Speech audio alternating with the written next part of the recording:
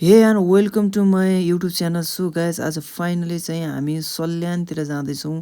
सल्यानको श्रीनगरभन्दा अलि र लुवामदेखि अलिकति अगाडि चाहिँ यो शङ्खमुल भन्ने ठाउँमा चाहिँ आज महाशिवरात्रिको अवसरमा हामी चाहिँ भक्तजनहरूलाई लगेर फाइनली हामी गइरहेका छौँ। सो हामी चाहिँ नजिक आइपुगेका छौँ। अब यहाँ चाहिँ बाटो एकदमै अफरोड छ। हाम्रो साथीहरू पनि अगाडि आइसक्नु भएको रहेछ। अब 2-3जना साथीहरू चाहिँ मलाई देखेर चाहिँ यतै आउँदै हुनुहुन्छ।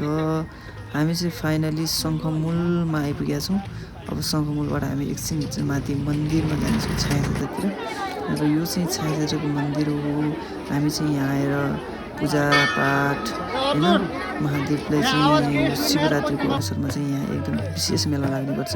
र यता अब भजन कीर्तन पनि भइरहेको छ फाइनली गाइज।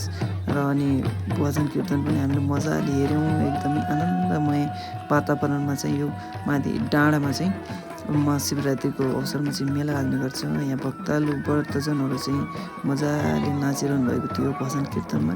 र यो चाहिँ छायाक्षेत्रको मन्दिर परिसर। यहाँ चाहिँ एकदमै भक्तालुजनहरू चाहिँ एकदमै लाइनमा लागिरहनु भएको थियो दर्शन गर्नको लागि। By by.